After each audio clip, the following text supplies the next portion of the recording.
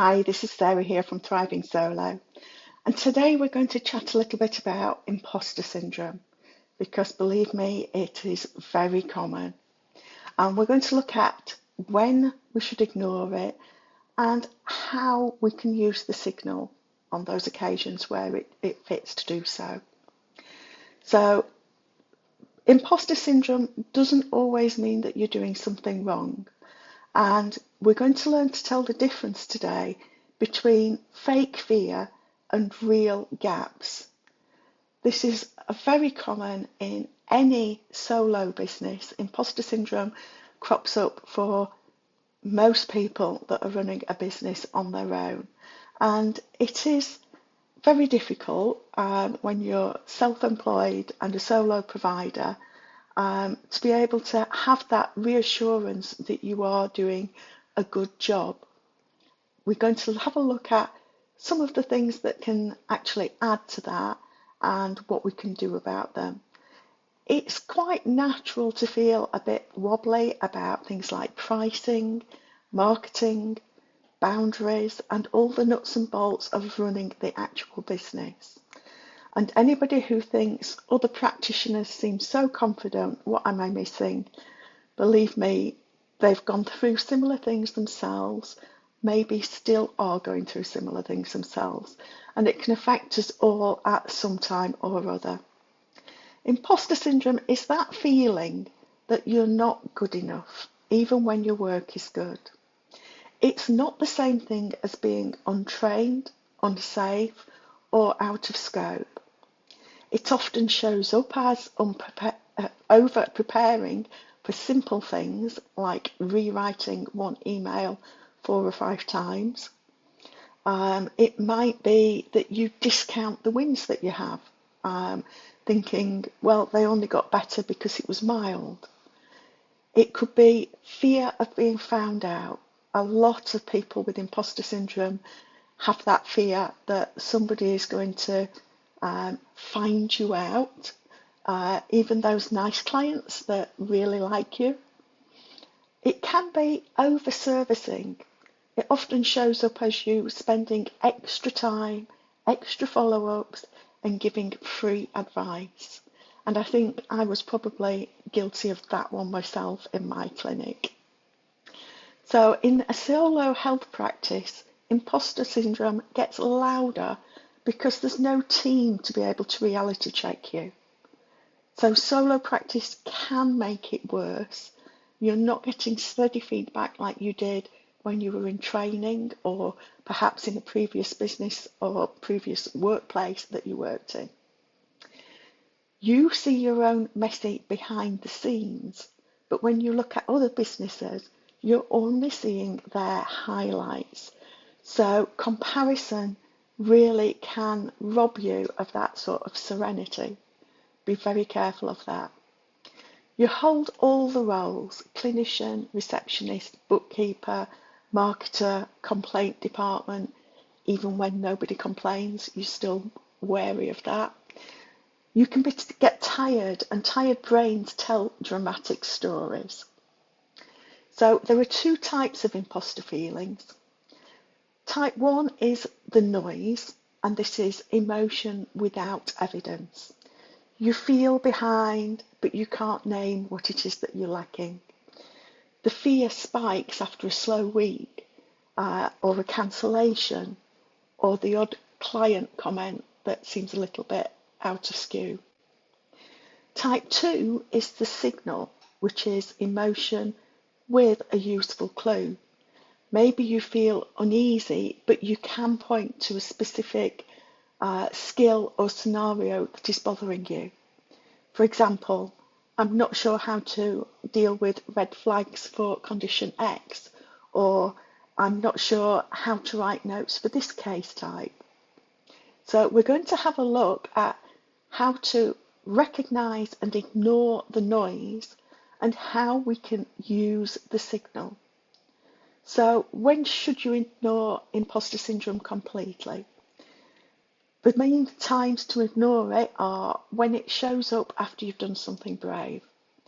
It might be that you've raised your prices, you're starting Google reviews, you have posted on social media. And it's one of those times when you're going to feel nervous about the reactions from others, and that is a good time to just ignore it. If you're basing it on comparison, somebody else's clinic looks fancier than yours. Somebody else posts confident reels, and you're feeling like you don't even know where to start with a reel. One of the other times is when your outcomes and client feedback are good. If they're good, don't worry about the imposter syndrome. People are rebooking, they're referring friends, they say they feel better, they trust you. Ignore any imposter syndrome that comes at that time. When it's really fear of visibility, so you're worried about being seen online, being listed on Google, asking for reviews. So what to do instead? Keep a success note on your phone, on your computer, wherever it's easiest for you. You want to record wins, feedback, results, kind messages. Even, like I say, if somebody just mentions that they've had a good result, just make a note of that to remind yourself when you're feeling a little bit shaky. Make one decision per day without rechecking it with 6 people. If you're working on your own, you might not have got 6 people to check it with in any case, but don't worry about having to go and check everything. Just make your decision based on your knowledge and trust yourself. Follow your scope, your notes, your consent process, and then stop replaying the session. So when should we listen to that niggly voice just a little bit? The time is when it actually when the feeling points to a real skill gap. So there are certain cases perhaps that you avoid because you don't feel grounded in the basics. You freeze when a client asks about progress, timelines, or next steps. Or you get vague in your explanations because you're not sure. Perhaps when you're thinking, I hope nobody asks me about such and such. If you feel stretched past the point where your scope ends, so if you know that you're actually having to go a bit further than what you have been trained in, that's not imposter syndrome, that's a boundary moment. So in that case, you might need to refer out or co-treat or get supervision. If you notice a pattern where perhaps you have the same type of client or there's the same trigger, for example, chronic pain clients who ask a lot of questions, athletes who want timelines for when they're going to recover, trauma history that needs careful handling. Another time to listen to it is if you're feeling burnt out. Burnout can mimic imposter syndrome, and a tired practitioner doubts everything, even the basics. Now, it's not necessarily that you should ignore that. The point is that you're going to need to treat your burnout yourself so that you can get to a level where you're safe handling clients. So how do we check which is noise and which is signal? Ask yourself, do I have evidence that I'm unsafe or unskilled here? Can I name the exact thing that I don't know? Would I judge another practitioner for not knowing this? If it's a vague panic, then treat it as noise. If it's a clear, nameable gap, then treat it as signal. And how then can we use imposter syndrome to find the exact training and support that we need? Step 1 is to turn the anxiety into one clear sentence. So I don't feel comfortable with explaining treatment plans without sounding salesy. I don't feel confident with handling clients who want constant texting. I don't feel confident with assessing a client that's got condition X.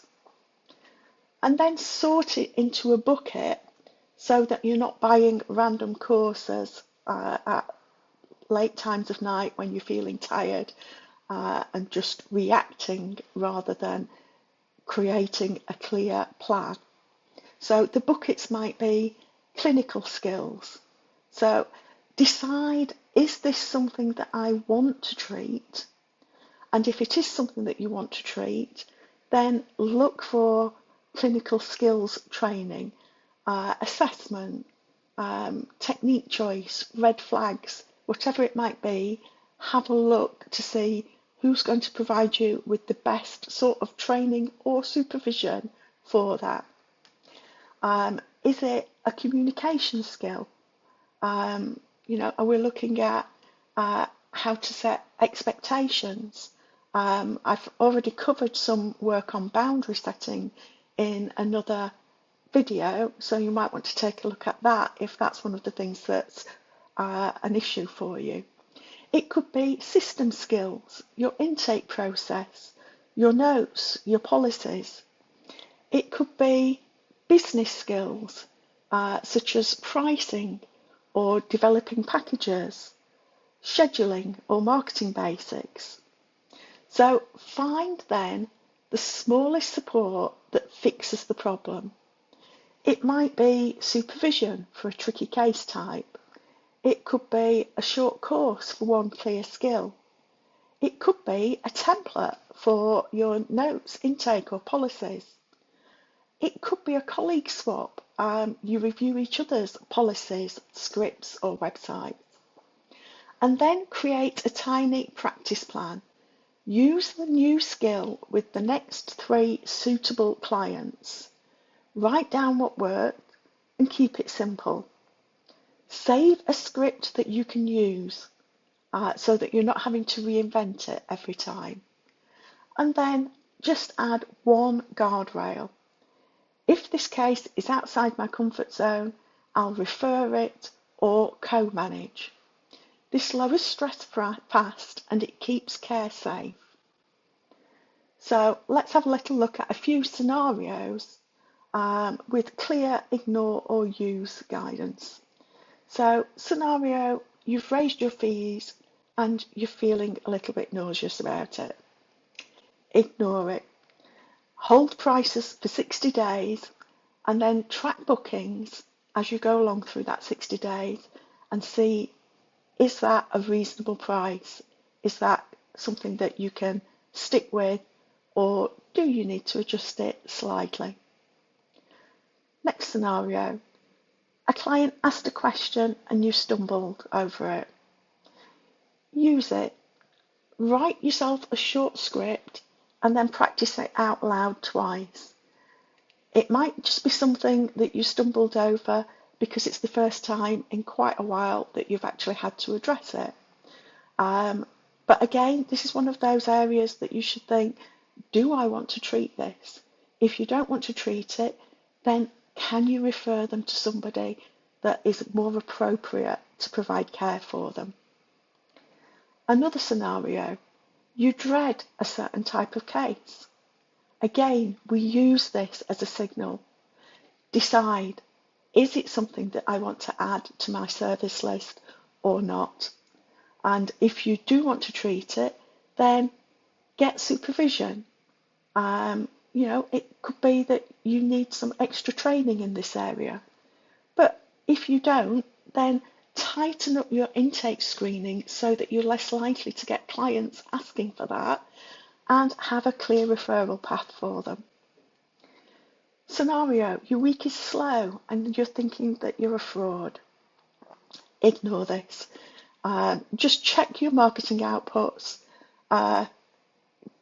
marketing inputs, should I say, Google profile, reviews, what sort of rebooking system you've got, and make sure that you're using those and following them with each client. But having a slow work week is very normal in our line of work. It all depends on holidays. There's so many different things that can actually affect a slow work week. So just one, don't worry about it. Scenario, you keep giving away extra time. Use this as a signal. This indicates that you might need to have a boundary script. Like I say, I've got another video that covers boundaries. So create a policy and stick to it. So what not to do, don't treat imposter syndrome by collecting endless certificates in different training courses. Don't use I'm not ready as a permanent parking spot. Move on from it. Don't let it keep you down.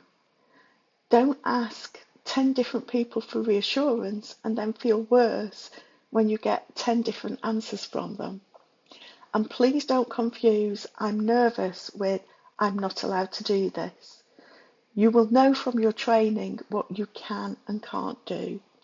And just bear in mind that we all have weeks where that imposter syndrome hits us harder than usual.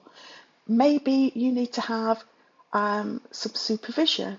Maybe you need to get in touch with a group that of similar professionals where you can talk things over. Perhaps you need some coaching.